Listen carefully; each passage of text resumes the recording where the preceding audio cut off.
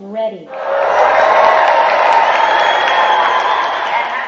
Welcome to episode 41 of the Go Get 'em Agility podcast. My name is Margaret Hughes. I'm your host, along with my daughter, Emma Hughes. Hi, everybody. Hi, Emma. Hello. Welcome to 2024. Yeah, exciting year. Yeah, happy Yappy New Year. Yeah.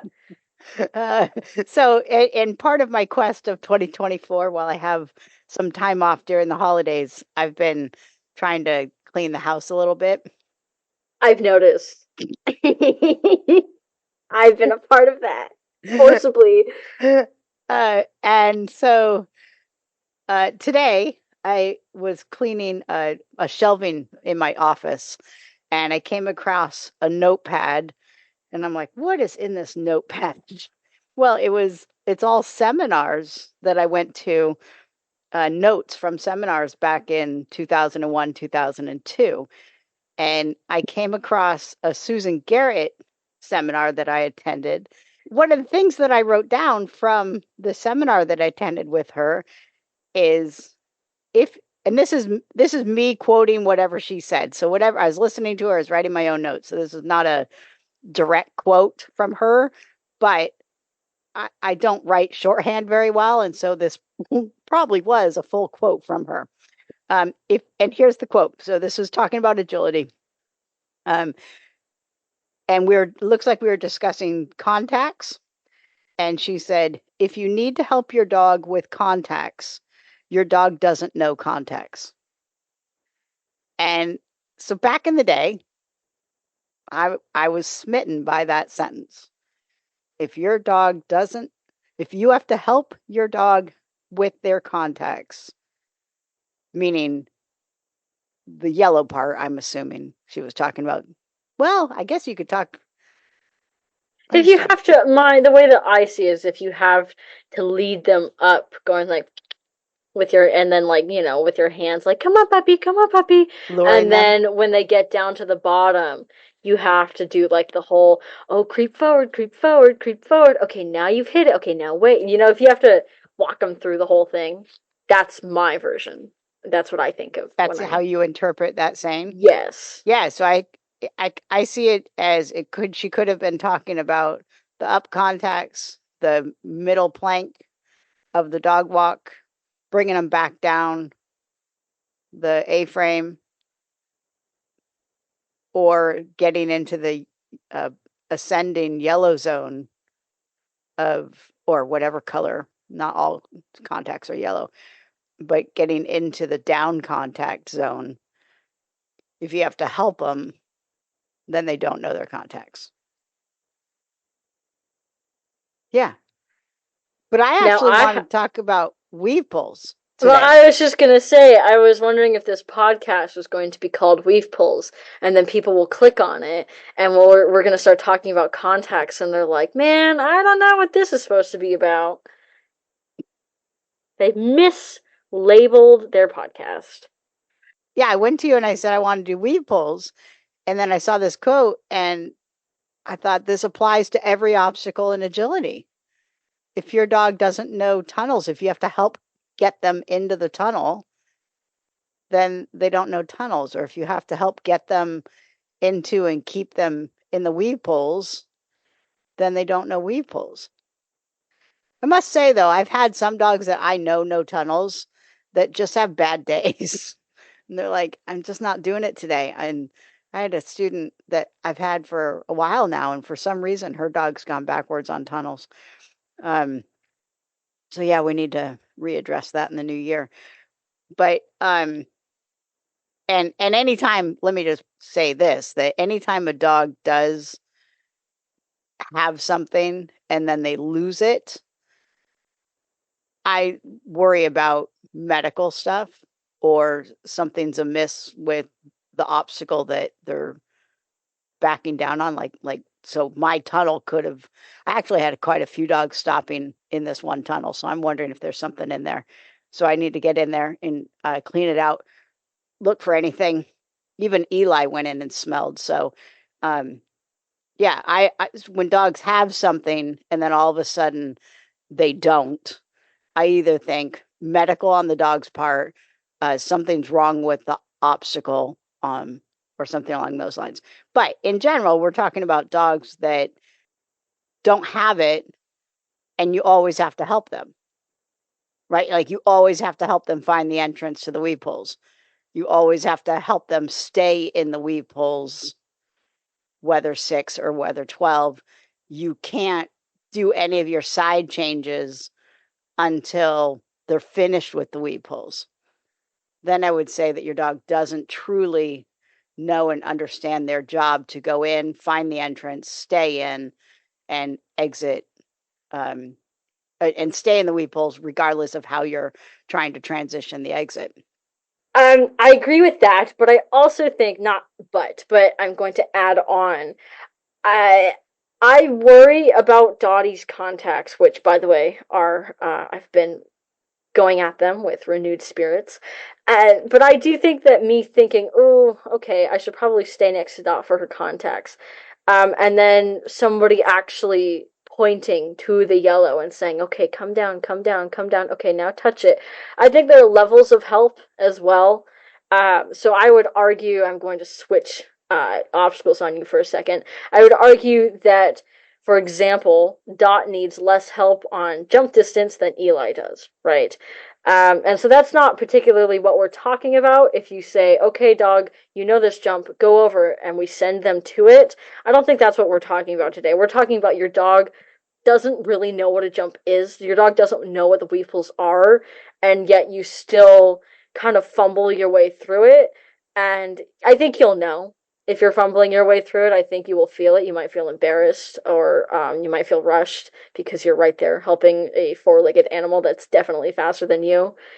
So I just want to clarify that it's not like, oh, I'm a little bit worried about that weave pool entrance. I'll have to help her on that weave pool entrance, but then she'll be fine. It's like my dog doesn't know weave pools, and I'm going to basically lead them through it and pretend I have a cookie in my hand to get them through it. Right. Well, it doesn't mean that there aren't levels of difficulty once they do know it.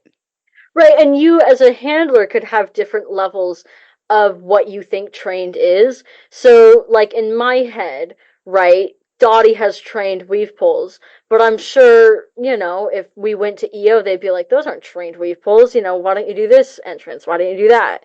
And so it's different levels of people as well. You have your own standards and you know your standards, or your trainer has standards and they know your standards. Yeah, maybe people get stuck with because they don't know how to get any further than they are. And so they're comfortable just luring. But I think a couple episodes ago, I can't remember which podcast we were talking about, but you had said that you could stay in um, open for quite some time because your weave pulls aren't up to 12. So, like, you could fumble your way through 6 in novice, Right, and then you get up to open and you have to stay there until you train up to 12, right? And then right, you can get out of open. I think that having alluring, helping them with all entrances, right? Like there's a level of difficulty in entrances. There's a level of difficulty in exits.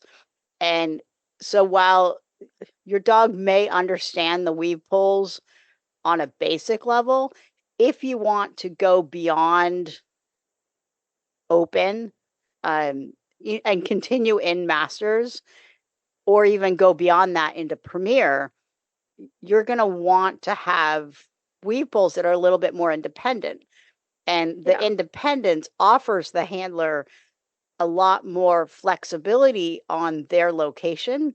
right, It offers them flexibility on distance, on convergence, on divergence, um, on all their handling choices for crosses before and after the entrance or the exit, right. right? Uh, And if you yeah, stick with just basic lured weave pulls, you're never going to have the option to have independence, no. right? And so your And handling gets stuck. I also think that it might be a social thing as well. Maybe not a social thing. Social's not the right word for it. But I think, I mean, we've been doing agility for quite a while now, and you can tell, right? You can tell when somebody doesn't have weave pulls. And I'm not saying that those people are worse handlers or they shouldn't be doing agility. That's not true at all. But I do think that if you have to lure your dog through the weave pulls and you say, okay, well, let's do Premier, and you step into the Premier ring, I think that it's kind of like going to a school presentation and you just kind of whip the slides together, but you didn't actually practice. And your teacher just kind of looks at you and they're like, okay, that was fine, I guess. Not speaking from experience, obviously. Um, but it's the same in Premiere where it's just like, yeah, okay, you did it, but was it any fun? Then that's the point, right? Is shouldn't you be having fun? Shouldn't this be comfortable for you? Well, I Or at don't know least a if little bit exhilarating? Yeah, I look at it more from the dog's point of view, and I'm not convinced that luring. I've seen some luring that the dogs are like, "Yeah, okay, this is fun. I'm following you really, really fast and enjoying the back and forth, back and forth." But I've seen other luring because the food's no longer involved, Yeah. that the dog is like, Right. And they know you don't have food. They know that. right, they can smell. No, no, Yeah. no. They They know when, 100% know. right. And so, I think that it's beneficial to build up weed pulls. Yeah. So let's talk about the three main things of weed pulls: entrances, the duration of the weed pulls, the longevity of the weed pulls, the internal pulls, and the exits. Because those are the three main things, right? So your Yeah. beginning, your entrances, your weed pulls themselves, or essentially what you're working through is your dog's footwork, the middle part of the weed pulls, and then your exits. And so let's offer some guidelines on how you work entrances, how you work duration, and how or duration. When I say duration, I mean 12 pulls, building up to 12 pulls, and then how you work exits. I want to come right out of the gate and I want to brag about how old was I? 6 years old. When I was 6 years old and Millie was learning weave pulls, um, I was told that I had to distract her. We did not distraction training, but we did like, oh, let's do some funky little things in the yard, right? And I do cartwheels. While she was in the weave pulls, I do like spins. I would sit on the ground. What else did I do? I can't remember. But my point being is that weave pulls are kind of funky, so you can be funky too as a handler. Like you don't just have to sit there and run away and go back and forth and back and forth. You can do cartwheels if you can, or you can do little pirouettes. You can make funny noises. Weave pulls are fun, and I think that more people should have fun with them. Yeah. Okay, So so that's for the let's. middle. I completely jumped the entrance, which is terrible because that's my No, favorite no, part. not The really, not entrances are really. my favorite part of Weeple, so this is rare for me. So you went straight into distractions. Yes, because it's Yeah, fun to talk about 6-year-olds doing Weeples. yeah, you went straight into distractions, which I think that once. So first off, I think that how do you get past luring? How do you, if you've I been, don't think you should start in the first place. well, that's for And if sure. you are luring, scrap it. Perhaps, like, okay, I don't mean that in like a, oh, that's terrible and awful. Try to have a new perspective. Maybe try and think, oh, maybe let's see if we can make this a little bit more fun, right? If it's not, I mean, if you guys are having a good time, keep on doing it, right? But if you're like, okay, this could be better and I feel like I'm losing time here, just don't lure again. Just don't. And like start on 2x2s or channels. Um, I think that you kind of just have to teach the dog that it's a whole new obstacle. It's kind of like retraining contacts, where you're like, okay, everything you've learned, if you're a lurer, everything you've learned before this point in time is kind of irrelevant, except for which side of the weevils to go on. Yeah. So okay. So if you're struggling with weed pulls, if your dog pops out of them or can't find the entrance, then yeah, just go right back to the beginning. You don't have to scrap what you've learned. I mean, obviously, you can't pull out of the dog and say, stop thinking about that. But your dog, it will be just fine if you go back to the beginning and train for independence right out of the gate. So regardless of how you've trained in the past, whether you trained with luring, whether you trained with 2x2s or channels or V sets or wire guides, however you've trained them and you've gotten yourself to 6 poles, or you've gotten yourself to 12 poles, if you have a problem that's cropping up, then go back as if you've never trained them before and start from the beginning and work towards each section of what you're training, work towards independence.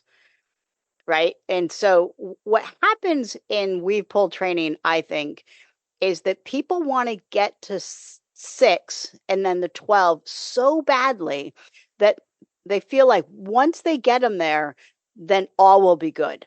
And what happens is that, yes, we get them there, but that's not the end of the story. There's still more training to go on to make those weave pulls stronger and more independent each and every time. And so, even for so sometimes I get my students and I can tell that they want to get to 6 weave pulls. And so I give them a choice. I say, we can either sit here and we can work your entrances until your dog has better clarity on entrances, or we can go forward with the entrances that we have that are not very diverse or is that the right word? Yeah, Very, yeah, maybe not very strong or diverse. Maybe just like you're sending your dog into the weave pool straight shot, you yeah, know. they can essentially get 1, 2, maybe 3 angles of entrances, right? Maybe 4. And so I give them a choice. I say we can stay here on the entrances that your dog knows and understands and is doing very well on, and we can continue forward towards 6 poles. Or we can stay on 2 to 4 poles and work just your entrances. And most of my students pick going to 6 and then going back to entrances. And I have a new feeling about that now.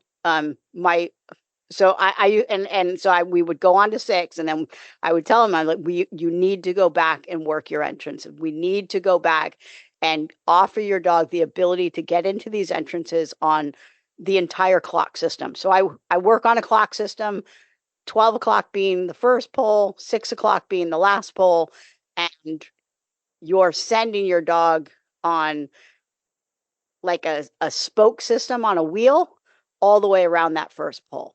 So if you have the center of the wheel or the center of the clock is the very first pole, can you send them from all the different numbers around that clock? If the first pole is the center of the clock and we're entering from 12, last pole is at 6 o'clock, on the on side, on the soft side, 10, 11 up to 12 is the easiest. And then on the hard side, hard angle or offside, 12, 1, 2 is the easiest. So if we stay on the offside, the hard angled side, the lower you go in the numbers, so 3, 4, 5, 530, that's the hardest.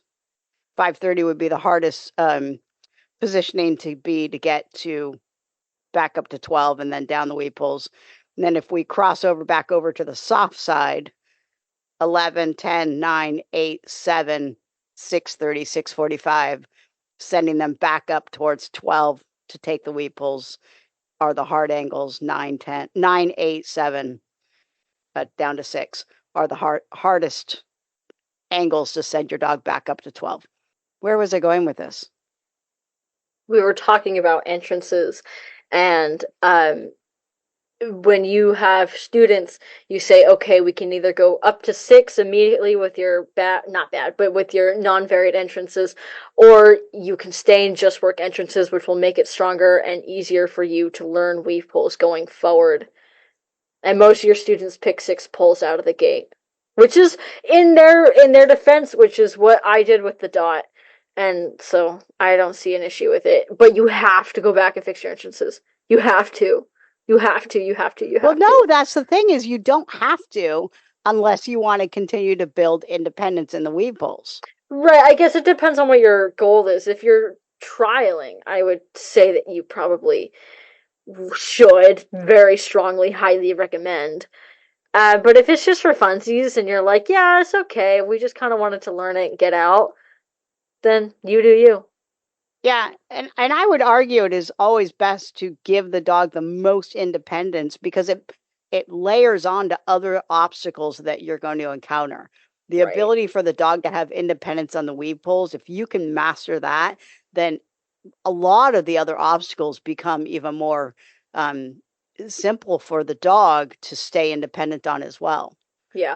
right? But it's also, I mean, like we've always said forever and ever and ever and ever, it depends on your dog. So if you're starting to do all these funky little entrances and your dog just isn't liking it, and maybe you're teaching it correctly, but you just maybe have a dog that's not as high driven as your peers, and your dog, you just kind of wanted to do agility just to have fun, and you can see your dog starting to peter out, you don't have to do hard entrances. It's okay. If this is just a fun little thing for you to do on your Tuesday, Tuesdays off, then by all means.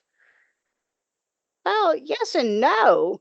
Yeah, I think that just how you approach them. For some dogs that don't like them, I think that if you approach it with just very, very, very short sessions, and let's go back to entrance work. When I train entrance work, I train on 2 to 4 poles. That's it. 2 poles, 3 poles, 4 poles depends on the dog, depends on the difficulty of the entrance. And so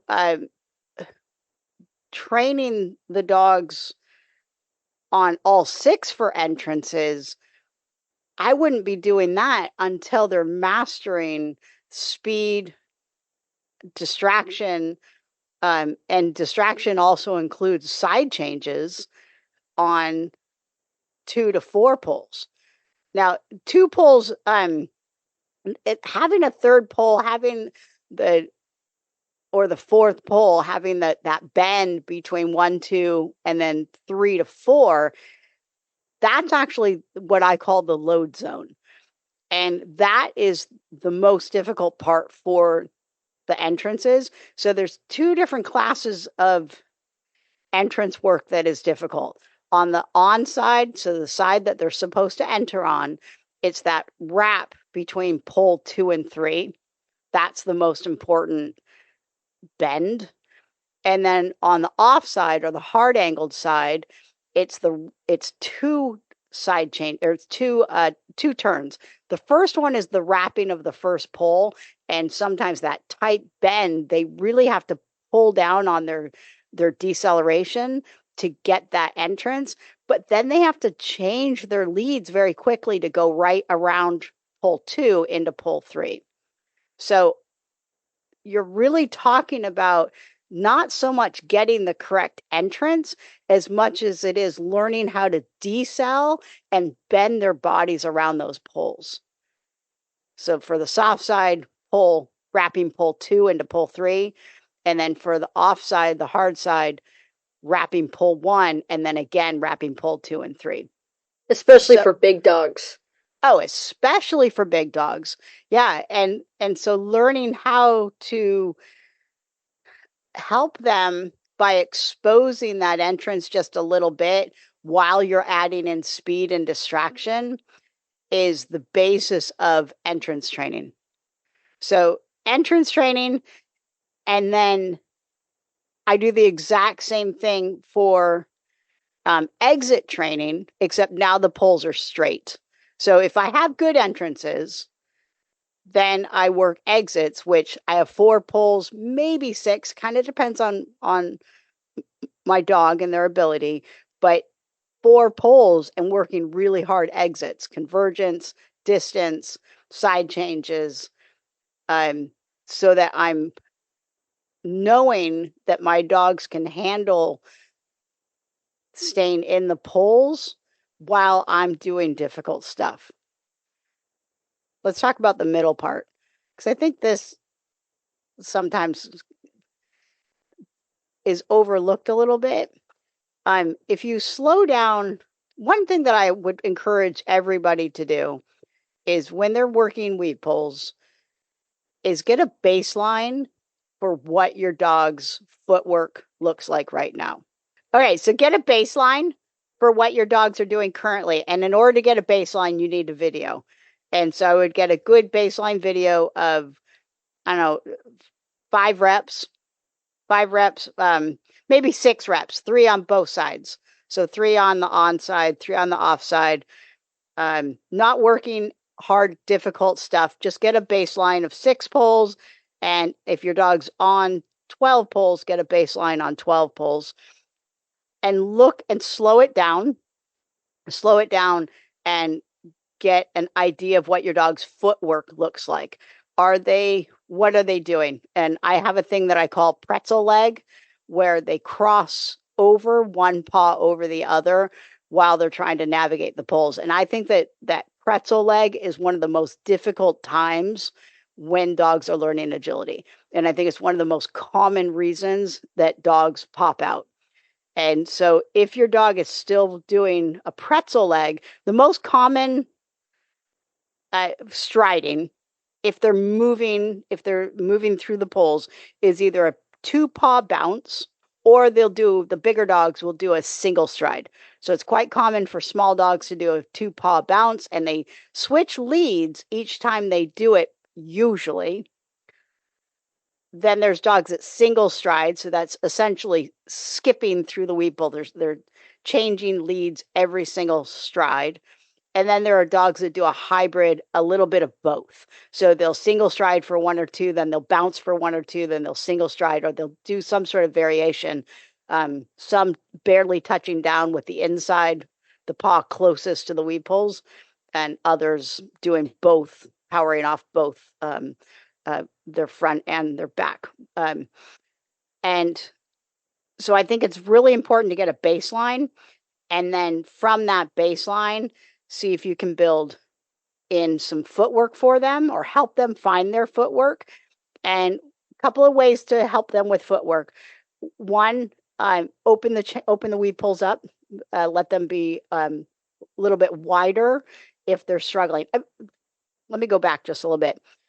I think if the dogs are driven forward and they're enjoying the weed pulls, they're getting good rewards for the weed pulls, then eventually I think they figure out their own footwork. And I don't think anything needs to happen to help them. Just a little bit of time and a lot of praise, keeping them on 6 for a while, switching them to 12 for a little bit, going back to 6, and just offering them really fun, fast, rewardable sessions that aren't sloggy, right? Like, we're not working on entrances when we're working on footwork.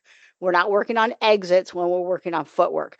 We're just letting them get in on their easiest terms, build speed and drive with a big reward, either a toy reward or a cheese ball reward for driving through as fast as they can.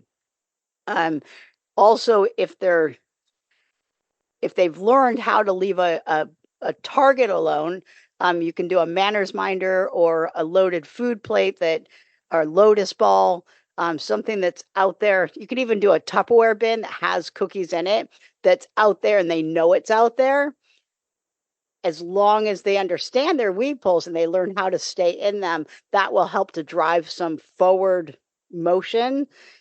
But that can take some time. It doesn't just come right out of the bat. You have to train them how to stay in with that high level of distraction in front of them, that known reward that's in front of them. So that's a learned process in the beginning that you may want to start off of weed pulls, on jumps, on tunnels, that sort of thing, and then build it into your weed pull training. So having something that they're driving for and just leaving it alone on 6, on a straight set of 6 or a straight set of 12.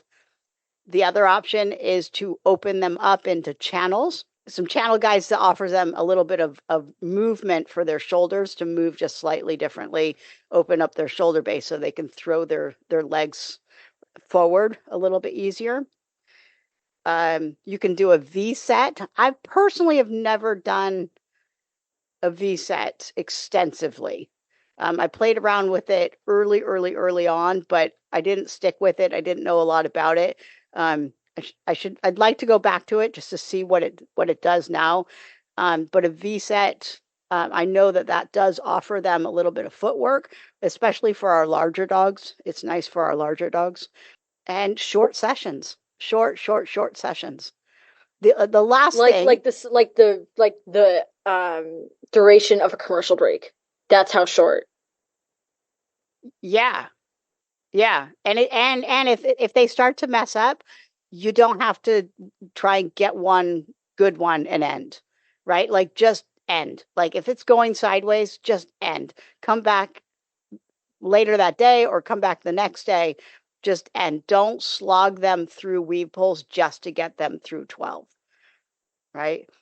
The other thing that I think is really, really beneficial is to break your sets up into 6, but have multiple of them. So 6, 10 feet, another 6. And if you have multiple sets of 6, it's nice to offset them. So I do what is called a triangle weave pull set, where I put three sets of 6 in a triangle, and then they have to go from set to set to set. And one direction, it's really great for one entrance. The other direction, it's really great for the other entrance. And so it just offers the dog a different way of seeing the weave pulls that helps with distraction and duration, because they're now doing 18 pulls as opposed to 12, but they're in sets of 6. So there's a little bit of a reprieve in between. They don't have to hold the foot pattern for 18 pulls. But that is something. How many pulls did you do with Millie that one time? Oh, goodness. I think it was 24. So 2 sets of 12 stuck together. Yeah. But that And was for a competition. That was for like a demo thing. right. I think 24 is a lot for a dog to do at one time, just once. And Millie got mad too. When she hit around 13, she's like, why are they still going? But she Because she'd did been them, doing right? 12 for the past, 8 years of her life. She did fine. She didn't come out because she's a good girl. But I think 24 is a lot. Like I knew a girl once who wanted her dog to jump 24. And so she jumped her dog at 26. And I just don't see the benefit in that, right? It's never gonna change from 12, hopefully. And it's never gonna change from 24 inches. And I just think that once you get to 12, it's okay. You don't have to go No, past it if you don't want to. I disagree. Well, I disagree with you for short term. I think it's really Mm, beneficial just to see, for dogs that have experience now. I'm not talking about new learning dogs. I'm talking about dogs that have experience. You just want to challenge them. I think that doing 24, 18 or 24 is not a bad thing. I just wouldn't plug away at it daily. right. We should Right? get Dot on 24, see what she does. I don't Yeah, think she's ever tried it. I think that would be interesting. Yeah, well, Uh, they do it at the Purina Dog Challenge, don't they? they do. I don't, So they yeah, gotta practice it at some point. I think that's 60, isn't it? Is that Oh, I don't 60? know. Yeah. No, that can't be No, it 60. can't be 60. That's way too much. I'll bet it's 24 Let me or see. 36. Could be 36. 30. It is 30. Send 2 Mm, dogs weaving through 30 weave pulls down and back. That's 60 okay. weave pulls. 60 weave pulls. Wow. And That's a if you lot. mess up, you have to go back to the beginning. That's true. Yeah. Man. I the other challenge that I did is weaving behind Jinx. Oh man, I that's so hard. I haven't done. I've gone through the poles with Eli, but I haven't gone behind him yet. But Right. that'll be coming. Weave pulls are hard as a human. You'd They think you could single stride and you can't. No, weave poles are Um, really hard. yeah. So anyway, my point of this podcast was, if you're working weave poles, separate out your entrances, work them on 2 to 4 poles, and offset, like, right, like Right. make those bend turns easier for the dog. I've even, for the hard side, for the off side, I've used a jump stanchion as pole number 1, and then a set of 2x2s as pole 3, or 2 and 3, which Yeah. actually worked really well for Eli. All right. All right, so All that is right. it. Happy training. Happy 2024. Yeah. Woof Woof woof. woof. Love you. I love you, mother.